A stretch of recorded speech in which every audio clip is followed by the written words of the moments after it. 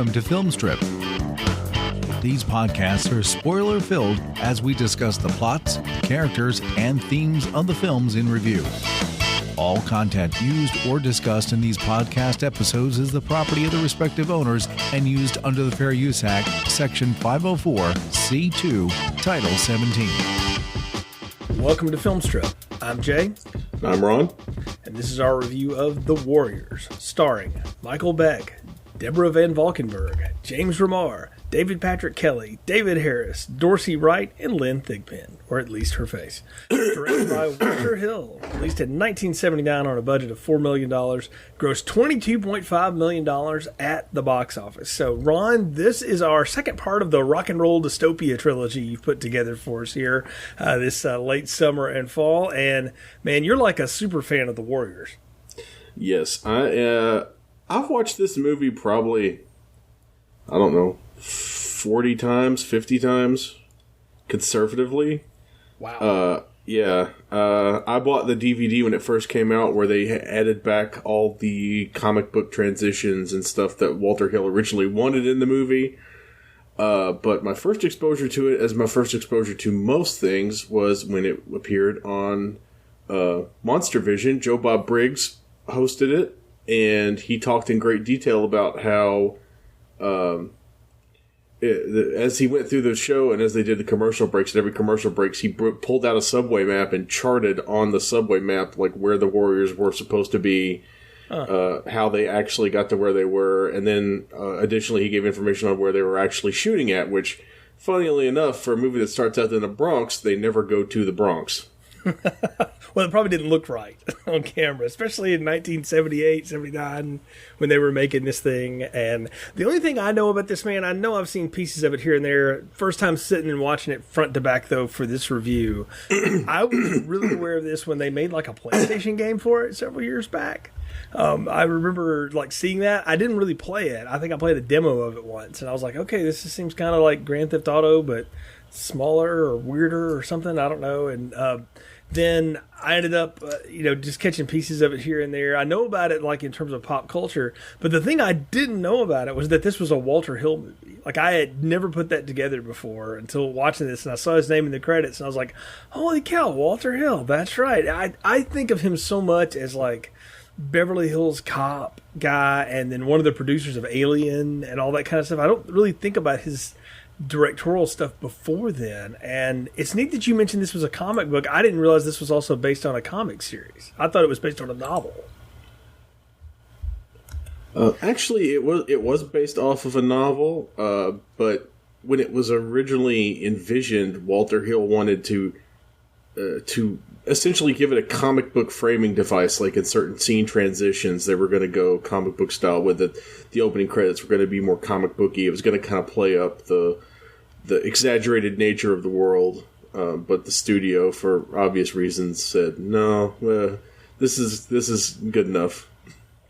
I do think it's neat that they frame this in an alternate 1979. So as if New York in 1979 wasn't dirty and grimy and gang-ridden enough, it has to be somehow worse in this version of 1979. Yeah, real gangs just don't have this kind of flair. At least not until this movie came out. Then they were probably all inspired to get this level of flair. Maybe not the face paint, much. But definitely the matching vests. I know I've seen that before. Yeah, I saw that, but my reference point for that is, like, Grease and West Side Story.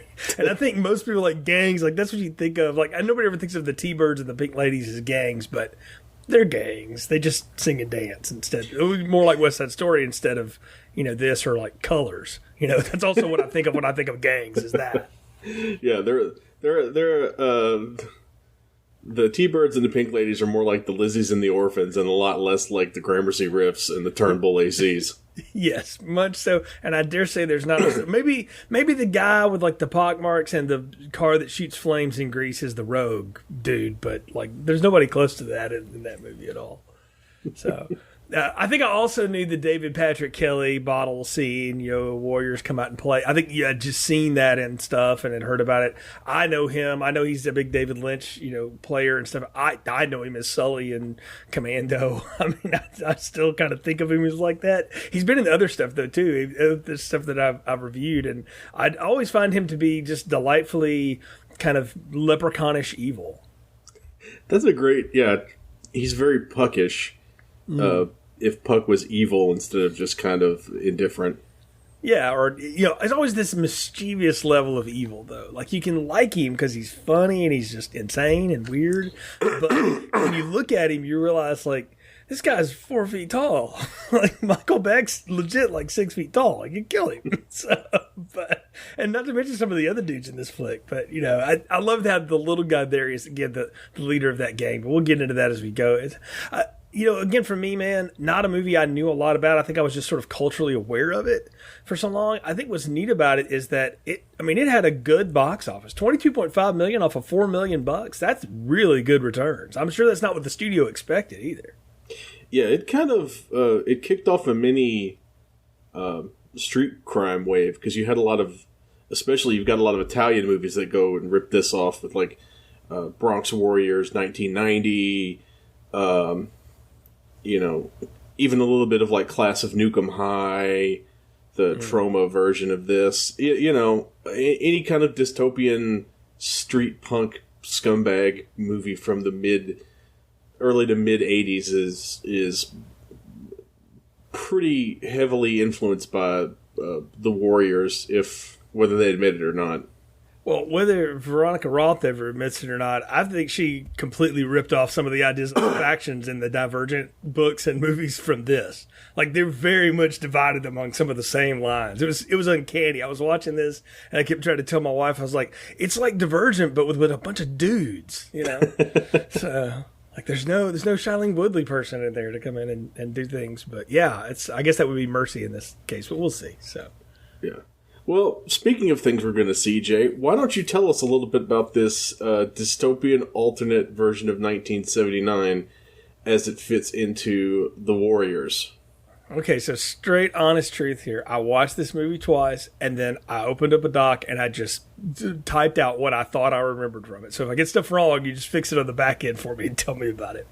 It's an alternate 1979, and all the gangs from 100 neighborhoods in the New York, New Jersey area send delegates to hear the leader of the biggest gang, Cyrus, pontificate about how much more they could do if they all just worked together. However, the absolutely insane leader of the Rogues, Luther, played by David Patrick Kelly, shoots Cyrus, sending all the gang members running from the scene as the cops descend. We follow the members of the Warriors, particularly Swan, who's the second in command, and who must now traverse New York City through rival gang turf on their way back to the boardwalk of Coney Island. Along the way, they battle with several gangs, pick up a runaway gang member in Mercy, who takes a shine to Swan, who's now apparently leading the Warriors, and finally make it back home where the Rogues and insane Luther await. Luther and Swan prepare to face off, and Swan is able to use his knife to win a fight against a gun, somehow. We'll talk about that. And that's when Cyrus's gang, the Gramercy Riffs, or the Griffs, show up, having chased the Warriors all the way, thinking they were responsible for Cyrus's death. But the Griffs have learned the truth, and they deal with Luther and the Rogues, while Swan, Mercy, and the remaining Warriors walk into the sunrise. In the city. Yes, and Joe Walsh brings us home. Yes, I saw that in the opening credits. Unlike The Big Lebowski, I'm a huge Eagles mark and always will be. And I love Joe Walsh's stuff, all their solo stuff. I'm down for it. So when I saw that was there, I was like, that's what this song was written for. I had no idea all these years that In the City was for the Warriors, and then ended up on several Eagles records later. Yeah, it's pretty. It always catches me by surprise that at one point Joe Walsh was like cool enough to be in a hip teenager type movie, even one directed by, not exactly the hip teenager type Walter Hill.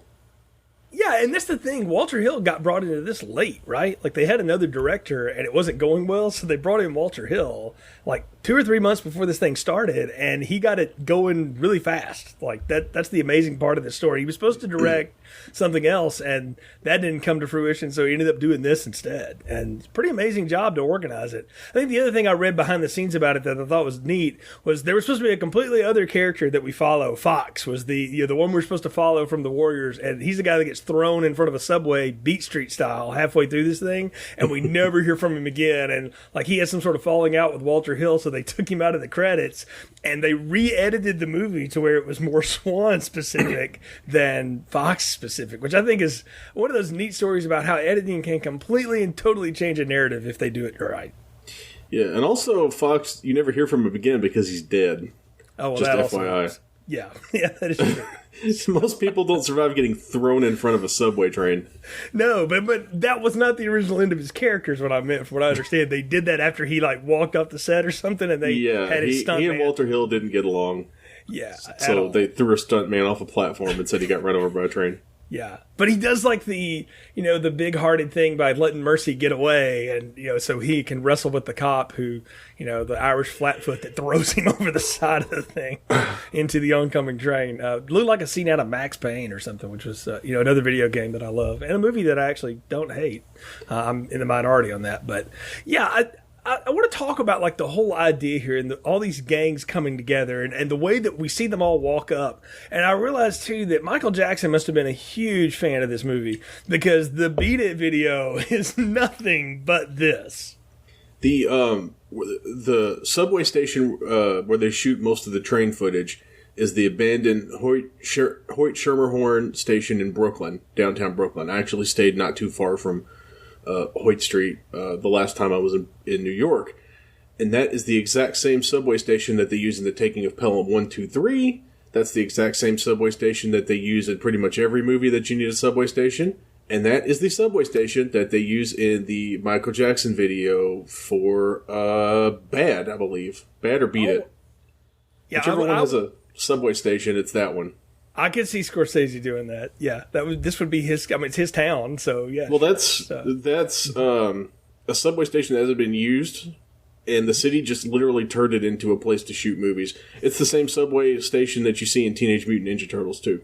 See, what a great idea, though, because like they're not going to restore this thing, but if you guys want to pay us money to come down here and shoot, and we don't have to disrupt service, all for it. See, that's thinking ahead as city planners. That's a good move. So. Yeah, and when you're on the subway, if you are looking out the windows, which I don't know why you would be, but I did because I was specifically waiting to see this station in the flesh as the train roared through, and I saw that station. That was one of my many fun things of the Warriors I saw when I was in the city, especially the time I went by myself because I didn't have to worry about boring my poor wife to death while I went to Coney Island looking for bottles to clink together. And to get on the Wonder Wheel. Well, listen, the Wonder Wheel was closed because I went in October, but I did get to hear some carnies yelling at each other, so that was fun. Which is always a fun time, yeah. What I mean, though, specifically is the way all of the gangs are kind of pulling their delegates together and they're sort of walking up. It's very much like the gang pieces walking up in the Beat It video as, Michael Jackson's doing his thing and in the background and stuff. I don't know. And I know that came after the Warriors, but I'm watching this and realizing like, oh, this definitely influenced a lot of stuff. And it's not the only time we've seen that happen where everybody kind of bands together and then we're going to walk up together, and all that stuff. And I think what's neat about this is, you think about, like, there's almost 1,000 people at this grand meeting of Cyrus, right? Because he's called everybody together. But that's not everybody from the gangs. It's just the 9 delegates they send. And you kind of wonder, like, how deep the rosters go on some of these. Because, like, the Baseball Furies look like they got quite a few people hanging around. You saw how many Gramercy riffs there are at their Gramercy headquarters. Yeah. Like, that's literally like a platoon of riffs. So if the riffs have, 200 people hanging out, who knows how many Baseball Furies or Turnbull ACs there are. I mean, the Turnbull ACs have a bus full of people. Yes. Or 2 buses, actually. But they scatter after one Molotov cocktail. So, not that ferocious, as it turns out. So. Yeah, but fire is a good way to get the attention of the cops.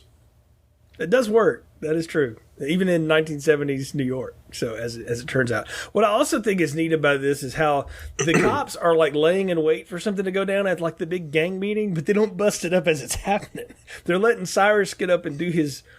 I can only describe it as like the video or audio I've seen of Jim Jones addressing a crowd.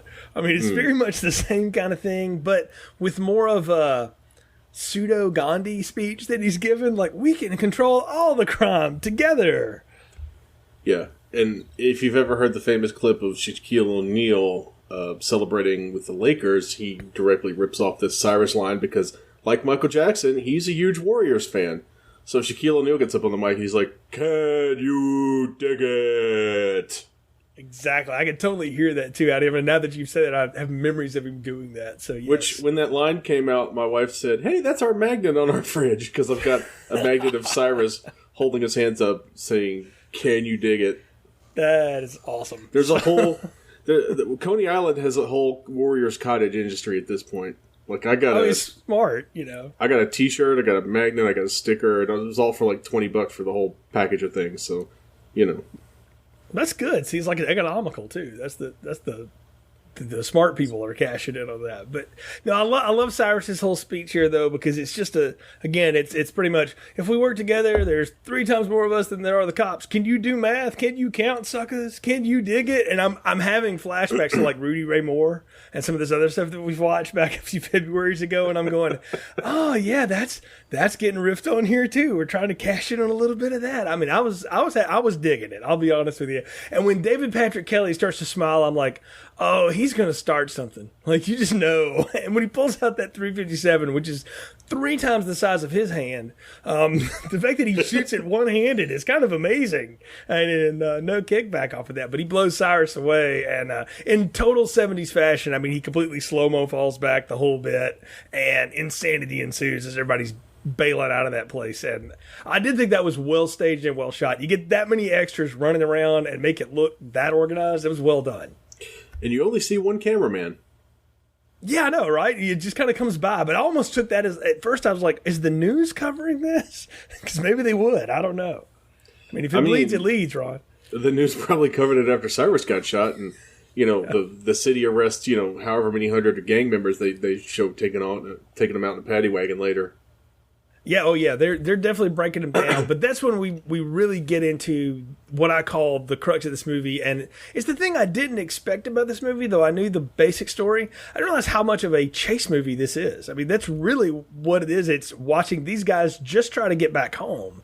And, well, I mean, I'm thinking about all these other movies where I've seen that aped and used again. But I don't know that any of them do it as effectively as this one does. Like, it's paced really well. Well, part of the reason why it works so well is because it's based off one of the most famous stories of all time, which is the Odyssey. Right. And they essentially use that as the guidepost to establish their pacing.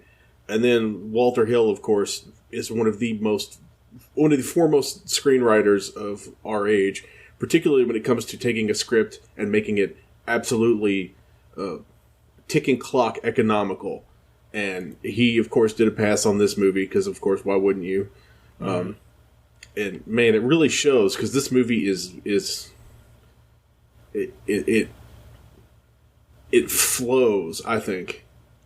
Oh, it totally does. And David Shaber, the co-writer on this, wrote one of my favorite Stallone flicks of all time, Nighthawks. We've talked about that one before on different shows. And this movie feels like it is a cousin with Nighthawks. Like, this is happening at night, and then 2 days later, Nighthawks goes down in the same place. Because, like, it all happens around the same time period. Or maybe Nighthawks is the winter because everybody's cold. But this is the summer, the end of the summer, and then we head into the fall and we get Nighthawks that save New York City. But, yeah, I love the way you described that Walter Hill knows how to turn the alarm clock on.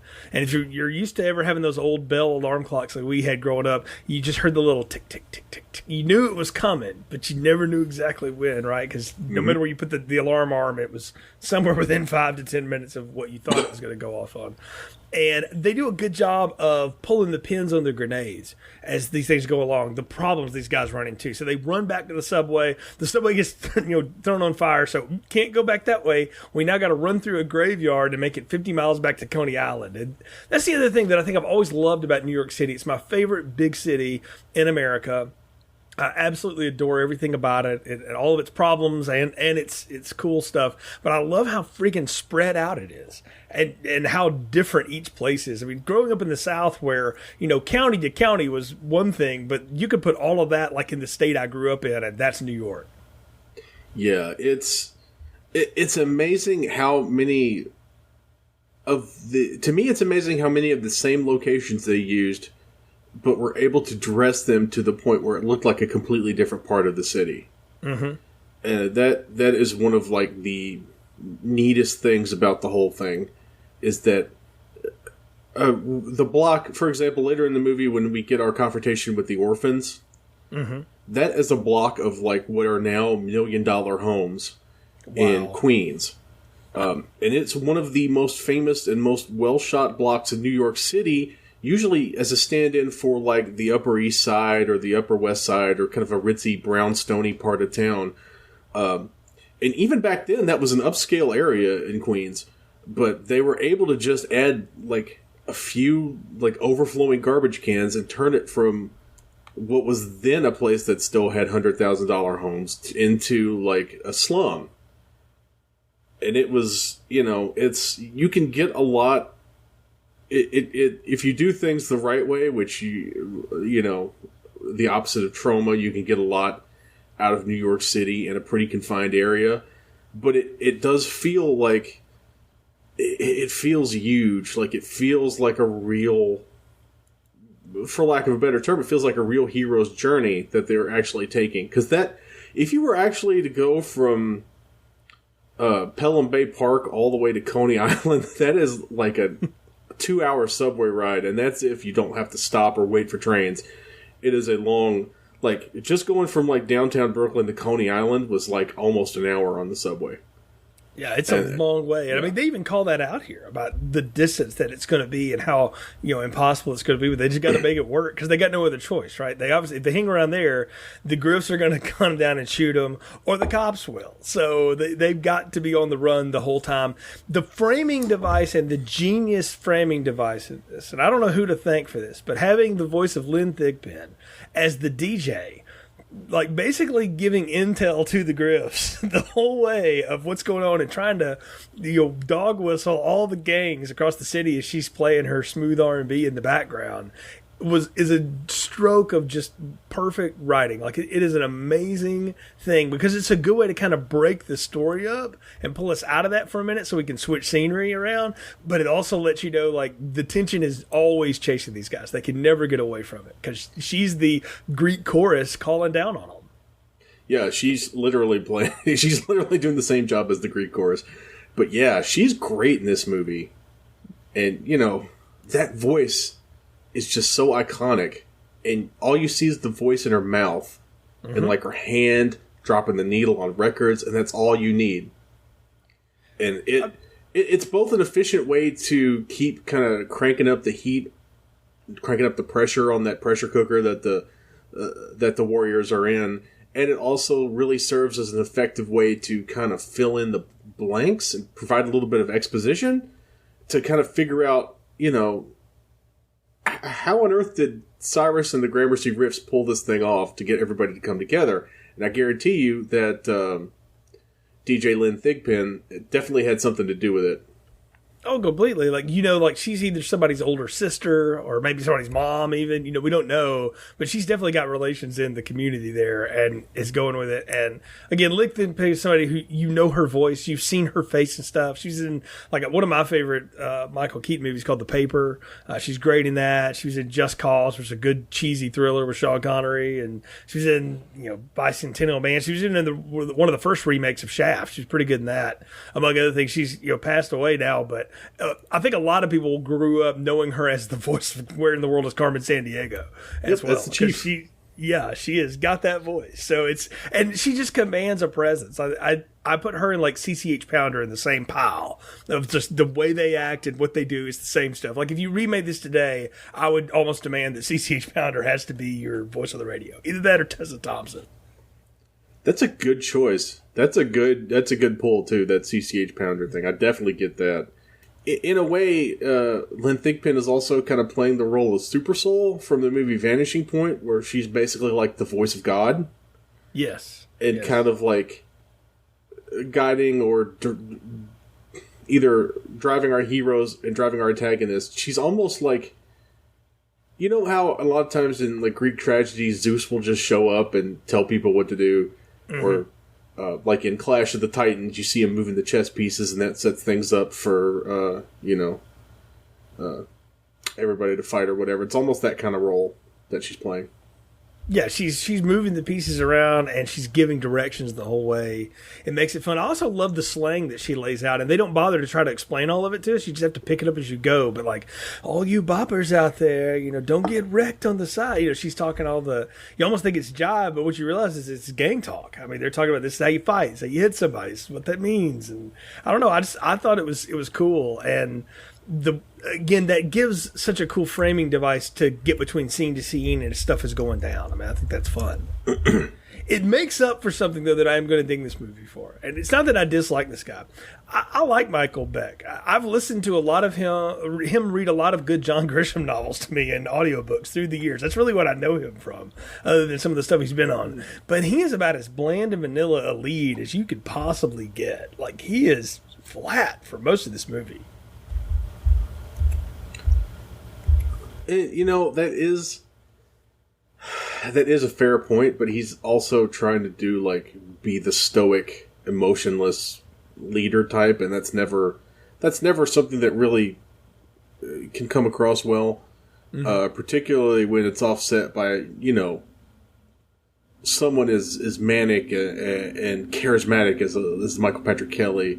Or even, the more visually distinctive members of the gang, like Cochise and Rembrandt. Yeah.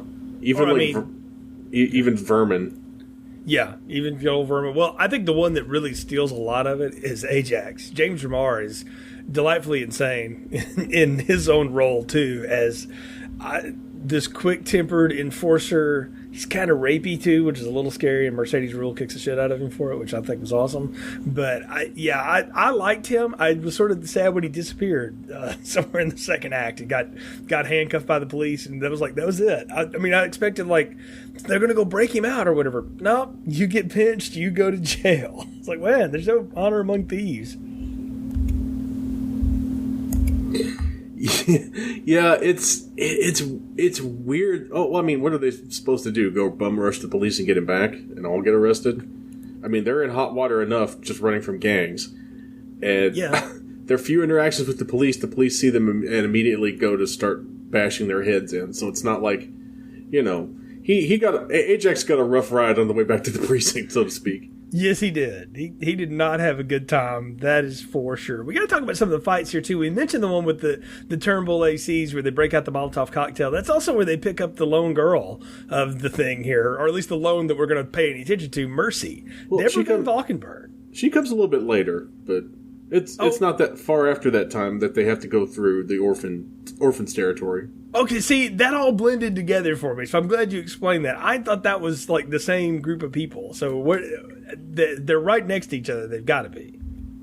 Yeah, they're nearby, but the orphans are the Turnbull ACs are a big outfit, and the orphans are a small-time outfit. Because you remember in the original opening, Cyrus talks about that there are the 100 major gangs represented, and there are 100 more who aren't there. Mm-hmm. The orphans would be one of that second tier 100. Gotcha. And I even get the feeling that the Warriors are down on the gang list. They might be right on the cusp of they just made it into the A group, but they were a B group gang for a number of years. They were an FCS team that just moved up to FBS in college football. They're when we used to have that. Yeah, they're the Appalachian State of gangs. There we go. Right. Well, you know what? Hey, then they got something going for them because Appy State's tough. I guess they do take out Michigan in this. If you want to call the Rogues the Michigan. Well, I was going to say more like the Baseball Furies or the Michigan. That would work too. I don't feel like the Rogues are that high of a gang because I mean they're the Rogue territory, at least according to various Wikipedias, is Hell's Kitchen. which isn't exactly like prosperous territory. So they're Florida State. That's what you're saying. That's what the Rogues are. The college Right. football analogy we're making here. So you brought up one, though. I want to talk about the baseball Furies because I'm a huge Yankees fan. So I loved it. Like all these guys are in pinstripes with like two-tone face makeup and mullets and baseball bats. And I was there for that. I was there for that fight. I was there for the guy clearly wearing 3 pillows so the guy could hit him with the bat in the side. It was great. I loved everything about that fight. That was awesome. Well, a lot of times you see more of the padding and stuff on these guys because those are the actual actors fighting. Yeah, no money for stunts. Well, there were some stunts, but Walter Hill said he wants the fights to look realistic, so everybody on the set who's going to be involved in the fight is going to stunt school, and they put them all through fight school to learn how to actually fight. Yeah. One thing that surprises me is about this movie because, and they do whittle the group down, so it's not completely like this, but I really thought at some point through this, like a horror movie, all of the warriors were going to get taken out till it was just Swan and now Mercy as the final girl running for their lives to the end. And the fact that 4 or 5 of them are still hanging around by the time the delegation gets back was a little surprise for me. I thought more of them would get taken out along the way, especially when they run into stuff like the Lizzies and everything like that. Which, boy, is that not thinly veiled? Yeah, that's pretty obviously. They at one point they were called the Lezzies, but they had to change it. Yeah. But yeah, it's wild because you do expect more of them to get caught up or get arrested or whatever, but that's not really how life works, Mm-hmm. Like, Ajax brings trouble on himself. Yeah. And if you stop to tussle with a cop on the edge of a subway platform, don't be surprised if the cop throws you off. Yeah, that's what Fox gets. You're right. So I guess I was looking at it more of like, if this works and is timed out kind of like a thriller. Again, if it was Friday the 13th Part 8, we'd be picking these people off as we go around. Another movie set in dirty New York City or Canada, depending on how you want to remember that.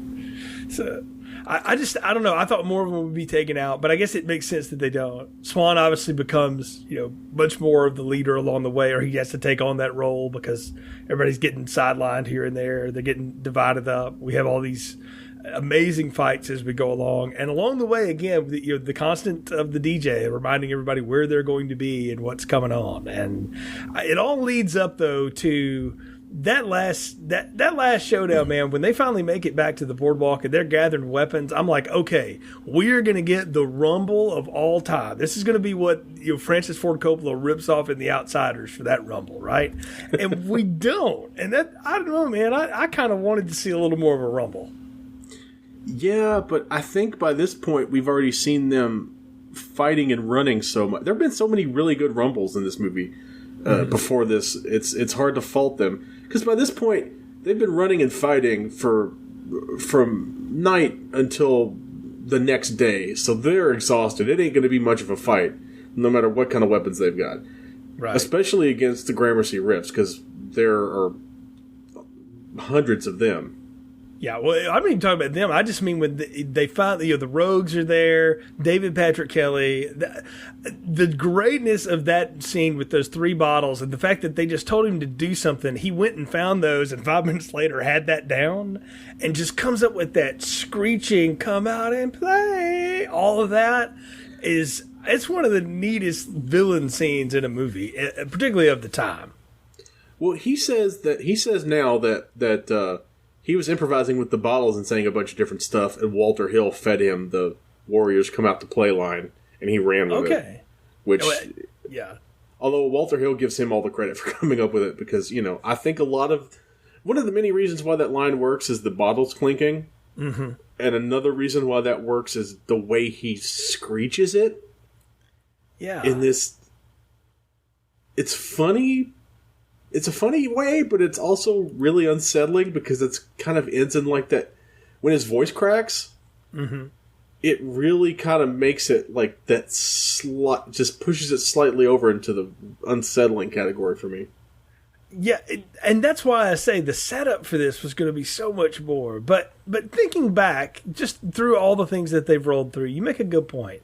They've had some hella fights in some graveyards. We fought some dudes on the street. We've had to run through, all kinds of burning buildings and subways. We've had to deal with the Lizzie's attack, which, the way that goes down, we kind of glossed over it, but these gorgeous women or whatever all start making out with the dudes, and then they start pulling knives and guns on them. And I read a little behind the scenes that, all of them were supposed to die. Everybody's supposed to get their head cut, and then they just liked the actors so much they didn't want to cut them out of the movie, so they narrowly escaped death.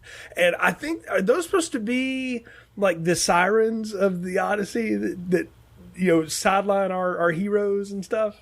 Yes. Okay. Yeah, that's definitely that was definitely their intended purpose. I'm also thinking of Oh Brother Where Art Thou with that, and just how much more interesting that version of that is. But the Coen brothers have their touch as well. They do different stuff from anyone.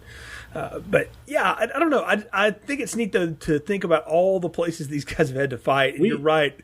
By the time they get around to the boardwalk again, they've got to be worn out. They're even having a hard time gathering their weapons because you see how much labor it is they're going through to pull pipes off the walls because they're caught completely unawares, and also they know they can't go back to their clubhouse. Yeah. Yeah, I also took that as they probably just bolted all that crap on the wall anyway, just to mess with the actor to make it look more real or whatever. This movie's all hung up on how real it is. I did think it was neat, though, when Swan gets his switchblade out and he goes to tuck it in the back, and for 2 seconds he almost just sticks it straight in his pants, and he realizes, maybe I should put that in the belt. And I was like, yes, be careful how you holster your knife there. Or it is a switchblade, fold it back up and get it back out when you need it. Yeah, that's the whole point of the switchblade. But yeah, right. You see a lot of switchblades in this movie. The 70s were like a switchblade wonderland. It was, and I think in the 80s that got replaced by the butterfly knife, if you remember that. And anybody I do remember flick that. One of those. I remember watching the bad dudes on the playground growing up, winging those around. And when that broke out, you got out of the way. So it was tough in 4th grade, man. So I saw some stuff. So, Forest Hills was hardcore. Well, that's because they made the switchblade illegal, but the butterfly knife was still legal. Yeah, you could buy it at the fair for a while. $9.99. So. You could also buy switchblades at the fair here, but yeah, I didn't say that, and I don't have a few. Yeah, but yeah, it's one of my favorite fights we completely glossed over, which is the bathroom fight. That is a good fight.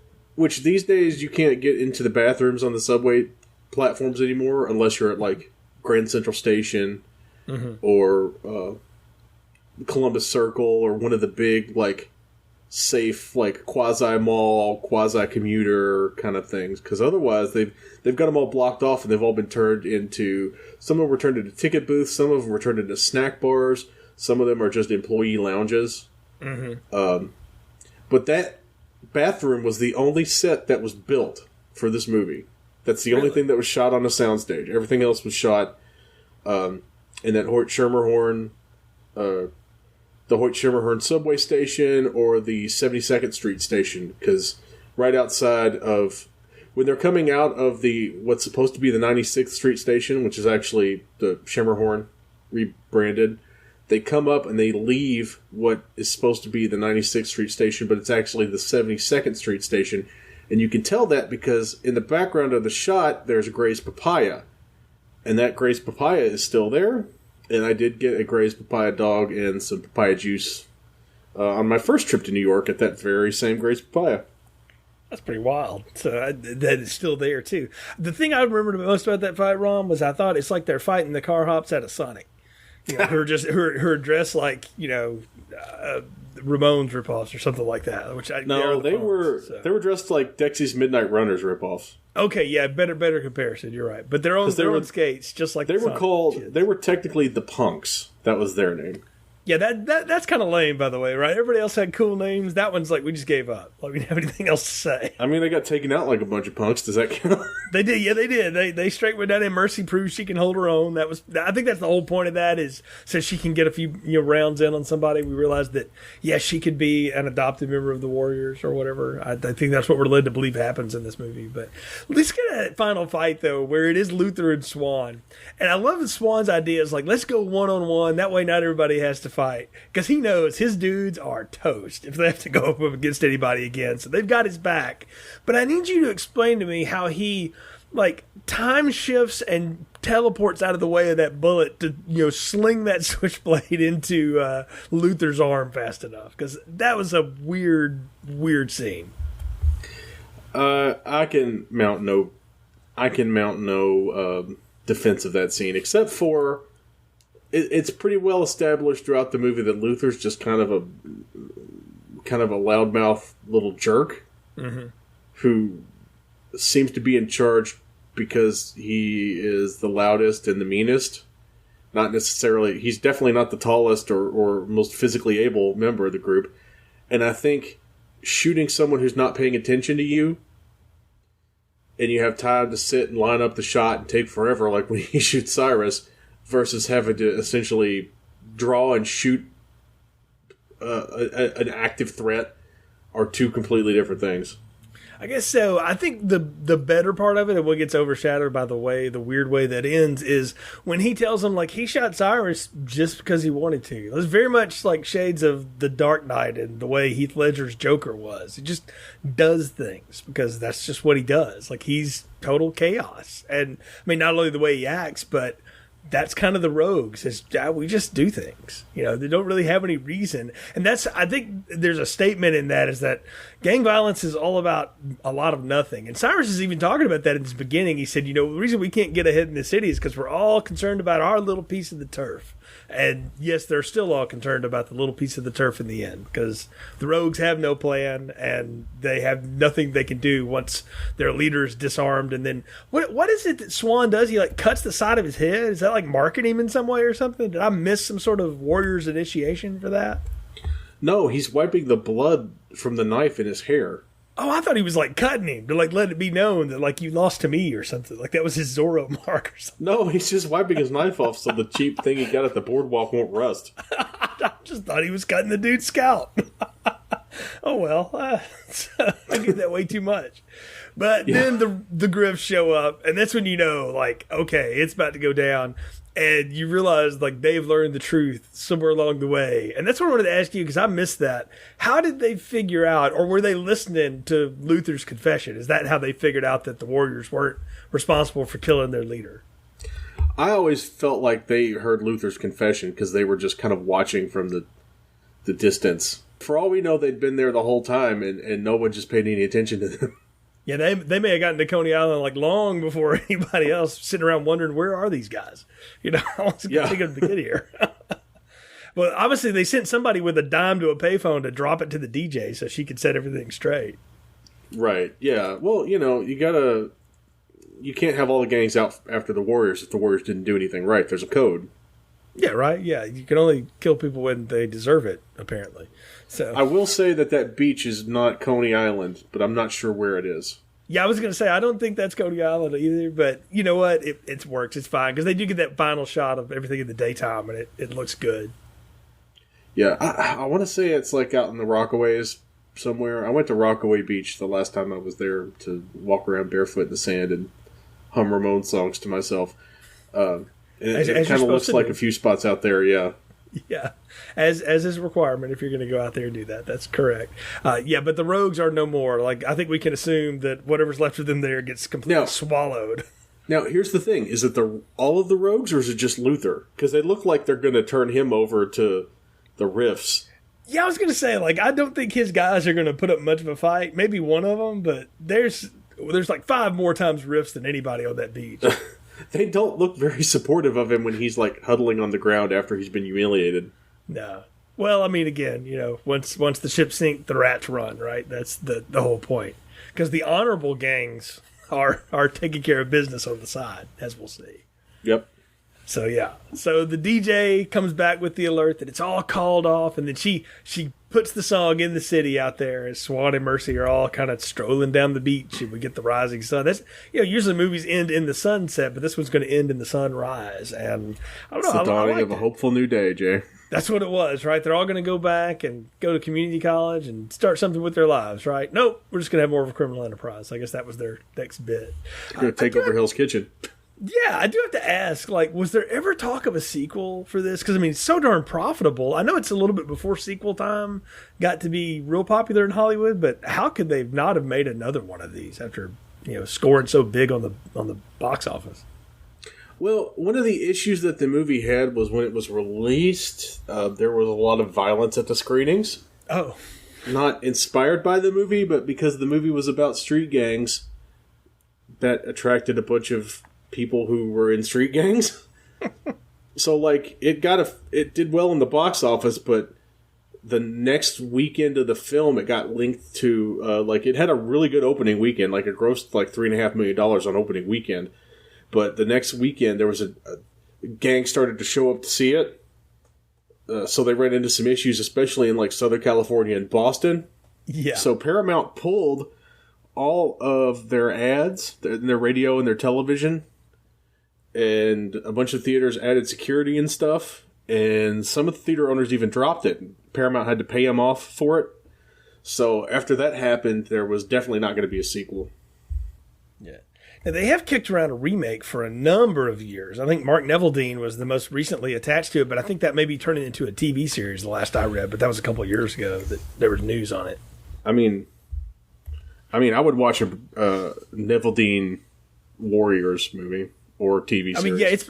It's prime made for I would say the FX, but now something like Hulu or Amazon could really make this really awesome. I could see it happening, right? Yeah, definitely. That's especially these days because there's such a market for we need TV to fill time for all these streaming services. If you rolled out a Quibi of 15-minute Warriors episodes, I'm all over it. Yeah, I might actually subscribe to Quibi at that point if we did that. So I could see that going down. Well, Ron, I think we're at the part of the podcast where it's time to give final thoughts, recommendations, and popcorn ratings. So what are yours for The Warriors? Well, as you said, I'm a big fan of this. I have been for a long, long time now. And it's not a perfect movie by any stretch of the imagination, but it's so relentlessly entertaining. It starts moving and then it doesn't stop. You get side quests, essentially. You get people distracted. You get people doubling back, going back for more stuff, getting arrested, getting thrown in front of trains, etc., etc. But none of them really feel divergent in any way. It just kind of feels like we're following this group of characters and, some of them get killed, some of them get arrested, some of them don't.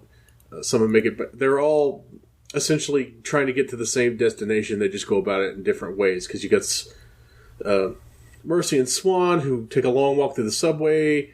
You get Rembrandt and Cochise and the other guy whose name escapes me, Snow, get sidetracked by the sirens. You get everybody kind of gets their own little mini adventure at certain points in the movie. But it remains one of the most iconic rock and roll dystopia movies of its era and of all time. It's become a cult movie for very good reason, and you still see people at back when conventions were a thing, you would still see people dressed as baseball furies at Comic-Con and stuff. So for that, I'm going to go with a large popcorn with extra grease paint. Man, I think you've summed it up well. Not a perfect movie, but infinitely rewatchable. To the point of, I bought it on Amazon after watching it because I was like, I think I'm going to need to revisit this again. I just need to own it. So it's now in the digital collection. I will definitely be coming back to the Warriors, and I'm glad I've added it in. It was also on sale, so that was awesome. But yeah, I mean, I was like, yeah, I definitely want to watch that again. I want to be able to watch it when I want to see it. I want to show it to other people, etc. I think it's one of those that if you're like me and you missed it, but you're sort of vaguely aware of it, totally worth your time. And it's neat to watch Walter Hill really at some of the height of his craft. And if you love Beverly Hills Cop and you love some of the other stuff that he knows how to do, watch this movie because you can see a lot of it in it. Yeah, some of the actors are a little bland and that's kind of funny, but you know, and it gets a little wonky, but it's so much fun. This movie's a ton of fun without being tongue-in-cheek. And I can see how it got ripped off and turned into such cheese in other movies, but this one plays it so straight. And the cool synthy score, which is very Carpenter-esque, and then you punctuate it with the Joe Walsh song, I'm in. So it's a large popcorn for me as well. And, there's some actors that are going to come back next time, Ron, but the director's coming back because we're going to the Streets of Fire, baby, to wrap up this trilogy. Yes, and I'm very excited about that. I'm not a super fan of that movie, but I caught it once on like DVR, and it stayed on my DVR until literally I lost my subscription to cable, and I'm super excited to watch it again. Yeah, I'm not a huge Willem Dafoe fan, but Michael Pere and that era Diane Lane, really any era Diane Lane, and that music, oh yeah, I'm there. So I was sold. It's a good time. Yeah, and I mean, I knew watching that growing up. We'll talk about it more next time. But when you decided you want to do that again, I just said, let me go watch the trailer of that again. And I was like, oh, yes, I remember. Oh, yes. So I'm looking forward to lighting up the Streets of Fire and see what's there. Because known as, it's got a different reputation than some of the other things we've covered here in the retrospective. But it'll be fun to come back and revisit again. Ron, tell folks how they can follow your stuff on Den of Geek. Okay, you can find my work as always on Den of Geek. I will be getting ready for my big months, which are September and October, but when I typically cover like The Walking Dead, American Horror Story, and stuff like that, I will have just wrapped up my series on Snowpiercer, the upcoming TNT drama. I've not seen the movie Snowpiercer, but I'm going to be doing the TV series. So that'll be fun for me, and I look forward to being yelled at in the comments section about things I don't know about the movie. You should definitely watch the movie and go back and listen to Nick and me review that. We did that one back in the day. So that's right. Yeah, good chance to sneak in a plug there, Jay. Yeah, there we go. It's back in the archives. And of course, folks, you can listen to our archives on your podcast feed. Find all of those at filmstrippodcast.com. Please leave us a positive review wherever you find the show. You can follow the show's social media at FilmstripPod on Twitter and Instagram. Search for Filmstrip Podcast on Facebook and connect with us there. We appreciate the support. So until next time, for Ron, I'm Jay. Thank you for listening to Filmstrip. Can you dig it?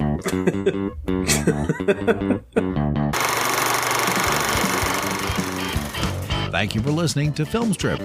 You can find more episodes on our website, filmstrippodcast.com. The Filmstrip theme music is produced and performed by Frozen Lake 121.